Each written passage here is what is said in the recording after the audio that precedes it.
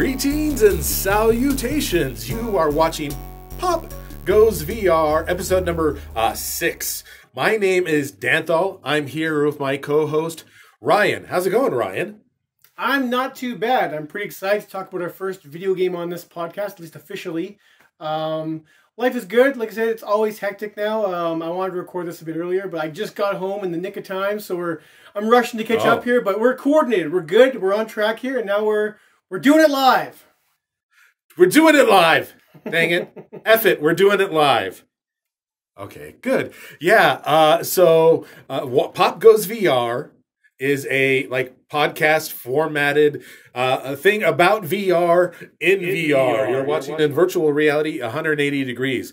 Most likely you're watching on a screen and you can drag it around and look, but that's not what we want you to do. Get a VR headset. Get like this guy here. Or this guy here. This is nice. Oculus Go, they're discontinued. Get Not yourself yet, a VR headset. But soon. Yeah.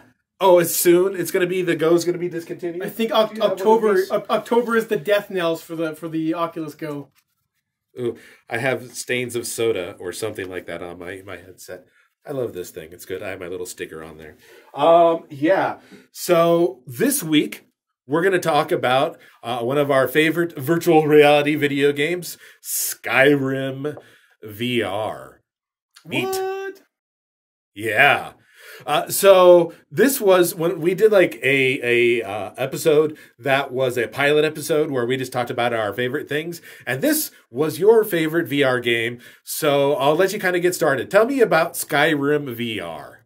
Okay, so for those that don't know, Skyrim came out in 2011, I think. 2011, 2010, I should know that. The original date.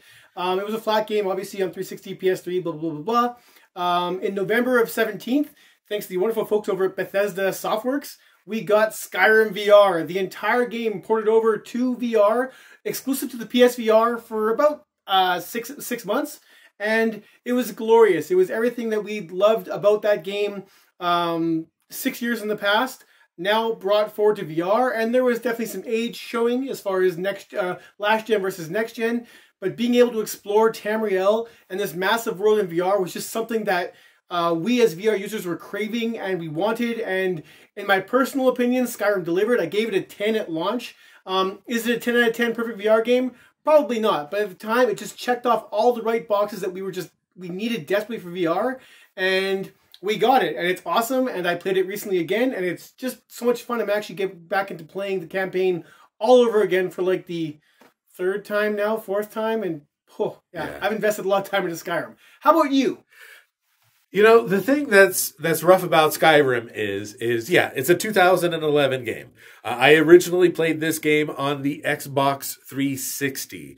That was a top Xbox 360 game. And there was, contention of whether the PlayStation 3 version worked well. And it didn't at first. But really at its core, it is a PC game. It's Elder Scrolls. It's, an epic, huge world where you're fighting in underground caverns and outside, and there's dragons and there's snow and there's elves and there's zombies and dwarves and all kinds of fun stuff that's going on in there. And it was then subsequently released on PlayStation 4 and on Xbox One and on the Nintendo Switch, and it's got multiple re-releases on the PC. So this game's been around the block. Before either of us played this in VR, we had both played it extensively in flat mode. If it is. Is it flat mode still? Some people call it pancake. Some people call it, what are the other things people call flat video games versus VR video games? Flat and pancake, obviously not VR, is just a plain one, but I always go with flat. To me, it's flat gaming. Yeah, flat gaming. Not like this. This isn't a flat video, it's 3D. What? And you get to look around and see stuff. It's fun. Yeah, so what did you love about Skyrim VR, Ryan? I mean, like I said, if I could go back in time and tell my younger self to not play Elder Scrolls back in 2011 and wait for this VR thing that's going to happen 5 years, 6 years down the road, I wish I could, because I did play this game basically to death when it was flat. So getting back into VR, it was wonderful to actually be in Tamriel and looking around and checking out all the nature. The draw distance, even on PSVR, is pretty extensive, so you can see pretty far. There is some popping and stuff, but just being in this world was great. I mean, now instead of just like holding up on the joystick to wander through a dungeon, I mean, I guess you're still kind of doing the same thing, but now it felt like you were actually in these places, and being in this massive fantasy world was great. It came with your stock DualShock 4 controllers, so you can still play with thumbsticks, or you can play with the Move controllers, which as we all know for the PSVR are a little archaic. You got to hold the button down and kind of waggle it to move and stuff. Playing it again, I ended up giving up with the moves. It allows you to swing your sword and block with the shield and stuff, but it's not really one-to-one physics like we're kind of expecting more and more of nowadays. So for me, I didn't really need it. So I stuck with the joystick or the gamepad and just thoroughly enjoyed my time wandering around and running around and killing random creatures and getting smashed by giants. One of my favorite things, I'll let you talk in a second, Danthol, is they took it out of the game, but it's still in there, is that when a giant hits you, the giant launches you across the map. You play the game flat, he just tosses you, you die. When you die, it launches you. In VR, they took it out, but they didn't take it out very good. So if you keep doing that, eventually, it'll just let you animate. So it'll show the giant whack you, and you'll just go flying across the landscape in first-person view before the game quits. I love it. I absolutely love it. Danthol, what are your favorite things about Skyrim VR? You know, the thing about Skyrim VR, Skyrim whatever, when it was flat or the multiple versions is it lets you play it the way that you want to play it. True, there are quests that you need to go on to progress the story, but there's not just one story. There's like hundreds of little stories that are branching off that you can do things. There's a point where a talking dog leads you into a dungeon. And then there's, the whole talking dog thing has a couple different story arcs you can take with it. And depending on how it goes, it branches out. So no single if you play through it, it's not going to be the same thing every single time. Like the first time I played a Nord, and I wore the helmets, and I had the big clubs and the swords and the heavy armor, and I was just Fasruta! And, blowing people away and having fun with that. Now my playthrough, I'm playing a Aragorn, the lizard people, and I'm playing a female Aragorn whose mains are going to be like ice spells. So like frost, the spikes and all of that. And her name's Lizzo. So Lizzo, the singer. So I can go around making lizard puns and everything like that. So playing as a magician, sneaky kind of things like that, that's different the second time you play through it. So that's why, even though we've done it multiple times before we got to VR, you can do it again in VR. It was definitely a welcome kind of thing. Yes, I want to do this again, but in virtual reality. And some things are just so much more impressive. Like when you're in the flat version and a bear chases you down, you're like, okay, bear. But when you're in VR and a big bear's and coming at you like, I gotta get out of here. It's a bear. It's killing me. And you're frightened genuinely. And, when the dogger, get up out of the little grips, they're coming at you like, you aren't supposed to do that. And it's still a little bit scary, even though you expect it. So you get those thrills and the fun of it. And if you just role play a little bit and enjoy it and be silly, it's definitely a really fun game to play. Absolutely. So now that we've talked about that, let's talk about the stuff we hate about it. Do we hate anything about it? Tell me what you hate or what you dislike or what you think they should have done better. You already complained about the Move controllers, which I agree with. Yeah, the Move controllers. Hate on it some more. I don't want to hate too much. I really do love this game.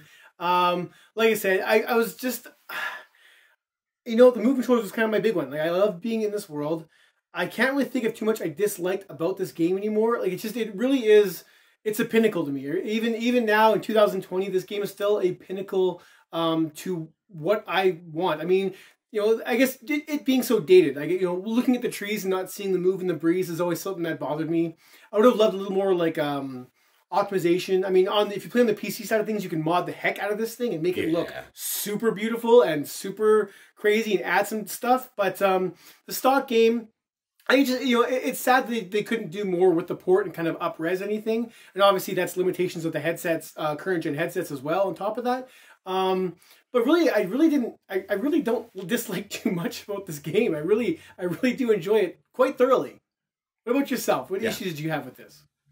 So I've played it primarily on the PSVR as well, the PSVR 4 Pro. With that, it's a very serviceable, well-running version of it on the PlayStation if you don't have a beefy PC to run it on. But you're right, the modifications on the PC, you can actually add modifications that let you take your weapons out, in a natural kind of way and do other things in VR. You can make it look better. So yeah, if you're going to play it and you have a choice, the PC version with mods is the ideal way to go. But it's kind of a challenging thing because, once again, it's a game we've played. I would have preferred that they had done something and given it a little bit more of the VR treatment. There are other fantasy-style games that implement VR functions a lot better, and I might have preferred, even if it be a limited version of Skyrim, one that was more dedicated and functional to that. To where, that kind of... That's the only thing I think I would improve on it. It isn't optimized the greatest for what, Ryan? I remember my negative, the menu system. The menu system was absolutely atrocious. I was like, I had a negative to say about this thing. It's the menu system. Now you can continue with a more streamlined VR experience. I apologize. Yeah, it's okay. I'll just include that when I edit it in. I'll edit you waving while I'm talking. Well, that's why I did it. That's exactly why I did that. Oh, okay. So, yeah, we'll make a funny little thing where you're waving. One of these days, I'm going to get this set up here to where both of our 180 degrees are in a 360 degree format so that you can see, if you could turn around and you can see one or both of us, that would be the thing to do. What, Fletcher? Why are you interrupting? Do you have something important that you have to say? Trialing cuisine. You see, I'm recording a podcast. I have lights, and I'm talking into a camera, and your face is just there looming. I couldn't turn the camera around to do it. He wanted permission to cook a lean cuisine pasta. We're recording on a Thursday, which means everybody's here. My wife is sitting behind the camera over here, not literally behind the camera, but, literally behind the camera. She's not monitoring the camera, which is going. Interruptions, fun stuff. Okay, so that's, the menu system it's horrible. They did talk about the menu system being something fun, where you would be able to see the way your skill tree goes, but the skill tree is like, what the hell's going on with the skill tree? This is horrible. What skill am I picking? Can I select this one? It's not right. Yeah, and it's something they can still fix, but they're not going to because it's just kind of baked in. Modders have to make it better for the PC, but for the PlayStation version, whatever. But it is really important to VR that this game came out, though, because it was one of those first things like, we need a big, explorable virtual reality world instead of these bite-sized little 15-minute games or something that's a long game. Ooh, it took me 2.5 hours to beat Shadow Legends Keep of the Dark of Duty Zone. That's all of the games were like these little brief short snippet things. We wanted something big and beefy and meaty to bite into.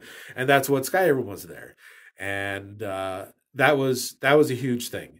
What other games do you think should have gotten the Skyrim treatment that didn't, or still should? Man, there's so many. I thought Skyrim was the first of this wave of classics being brought to VR. I was expecting BioShock to come. BioShock was the big one for me. But so I just expected just ports, especially for all the PlayStation IPs, the kill zones and all that kind of ones. I just expected automatically. Of course, they're going to bring these things to PSVR. Why wouldn't they? It makes perfect sense, and yet we just didn't see them. We saw Zone of Enders, and we saw that Gungrave. Both of those I could care less about. Bethesda gave us Fallout 4 for the PC side of things in VR. Props to them again. Rockstar gave us a version of their detective one. Come on, Danthol. L.A. Noire. L.A. Noire. Thank you very much. But for the most part, I expected this swell of games to come, and we just didn't get them. I'm still to this day kind of baffled. And obviously the headset sales and the bigger guys, the bigger publishers are kind of wary of VR. So I kind of see where they're coming from. But I can't believe Sony, of all people, didn't start putting their IPs out there just to let us play. But I expected just a swell of so many games, and we just got so few, and the ones we did get, I know, just were so lackluster in my personal opinion. Yeah, the first PlayStation games we got were like a Drive Club and Rigs. Those were things that were made by the bigger studio. Rigs was made for VR, which was great. But Drive Club VR. But yeah, you were talking about Killzone. They made a 3D version of Killzone for the PlayStation 3. Resistance. They made a 3D version of Resistance for the PS3. MotorStorm. They made a 3D version of that for the PS3. So those were like some big titles there. They even had like baseball games that were 3D games. We still haven't gotten those kind of things. But those will come as they come. There was also going to be another made for mobile devices and virtual reality Elder Scrolls game announced in like 2018, and that never happened. What do you think happened to that game? I mean, the game's out. I played the game on my phone, and it's a pretty weak version of Skyrim. I ended up stop playing because it was very much about making sure you log in every day to get your daily rewards, and you didn't move naturally. You kind of moved by swiping, and it would move you forward in increments. The combat was like swiping on your phone. It didn't matter. I was like, as long as if they make this a VR, I'm down. I'm totally cool to play some VR. And then 2019 rolled around, and they didn't even mention it. People asked Bethesda. They didn't talk about it. Now we're halfway through 2020. There's no mention of it, so I'm pretty sure it's been dropped. I'm not sure why they would make that promise across all these headsets, except for the fact that, I mean, all these headsets are being canceled. The Go's gone, the Gear's gone, the Gear VR's gone, the Daydream's gone. So all these headsets, I think they had plans to make this into like 3DOF VR. I think kind of pushed that aside as well. Although they did say it'd be available for the bigger headsets, it just didn't happen. And I think now at this point, if we're going to get VR at all in an Elder Scrolls game, it's probably going to be an Elder Scrolls 6, which once again was announced in 2018, but we've heard nothing since then. So, I mean, who knows? I mean, Bethesda seems to like VR. They released Doom in VR, obviously Fallout, Skyrim we talked about, clearly. There was one other game I think they released as well.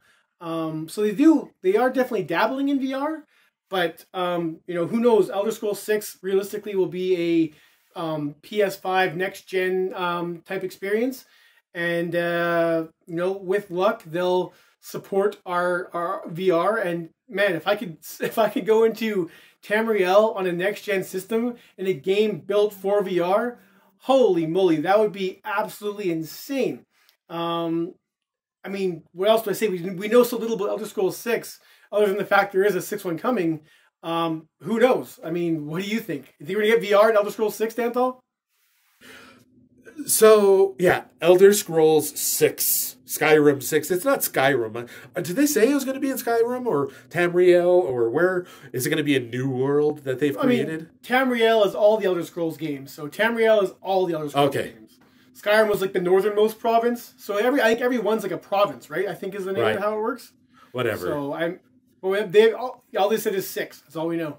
Okay, so they didn't define what the land was going to be, if it's going to be a new area or if it's going to be kind of following along with the trends. We'll see. I think it is very likely to have a VR element in it as well.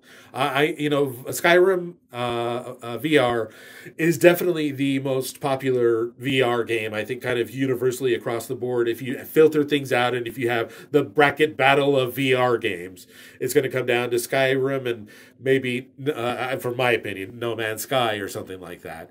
But like the top VR games tend to be ones that were created as flat games first and then became VR games afterwards, which makes sense in this cycle of generation of games, period. We're in 2020, like you said, we're halfway through 2020, which means there's only like 2 or 3 more years left in 2020 till it's over. And then we'll get to see 2021 when the PlayStation 5 eventually comes out, and what VR offerings they have for that. Doing this again, eh? Oh yeah, no, I have a long-standing thing that there's no way that you are going to be able to buy a PlayStation 5 in the United States or Canada in 2020. If they have one, it's going to be import only, or they're going to be super rare. No, it's not going to be the big Christmas thing that everybody's buying. If anything, it's going to be the Xbox X1 Bone Series Y. I think, whatever they're calling it. I'm going to dedicate my first PS5 broadcast to you, Danthol, this year. Yes. I'm saying it now. Dedicate it to Danthol. Oh, how much does it cost? How much does the PlayStation 5 cost in the middle of 2020, which is roughly 3 months? There's no price yet. There's no price for it yet. There's no it's price. Supposed to be out, it's supposed to be out in 3 months, right? November. So we're July. November is the assumed date. Yeah. So, but if it was going to be, if the PlayStation 5 was going to be a holiday release, you would think we would be able to be seeing like physical versions of it actually running games and prices and things like that. We've seen nothing about this so far, nor do I see anything that's another media blitz where they're going to be talking about that either. So maybe the PlayStation 5 is going to come out, but I'm almost sure 2020 is going to devour the PlayStation 5 along with everything else that it devoured. Anyways, is that the end of the show? Are we done talking about Skyrim and stuff like that? Okay, we're done. So tell us. We both love Skyrim VR. So tell the watchers where they can see more of your very rapid fire pace reviews of VR games and stuff at Ryan. If you guys want to see me play Skyrim VR or me review a bunch of VR stuff, visit thevrgrid.com or visit my YouTube page, The VR Grid. I'm The VR Grid on social media. You can't possibly not find me if you're looking. Danthol, where can we find you? All of my stuff is out at watchinvr.com, where I make videos that are virtual reality VR 180 videos on our wonderful little Lenovo cameras here, our Lenovo Mirages. We need to get better cameras soon. We need corporate sponsors, please. At a minimum, go to the bottom of the page here where there's a Patreon to where if we make enough money, we can buy cameras and get better. And you would have to say, wow, this is a blurry mess and it sucks. I wish we had something better. Give us money, we'll be better. We promise. It's like what politicians say. Down there's links for Amazon stuff that we use for the show if you want to buy the cameras and the earbuds and the tablets and stuff like that we use to run the show. There's links there that help support us as well. Thank you very much for watching this episode of PopGoesVR about Skyrim VR and a whole other bunch of random interruptions. Have a good one. See y'all.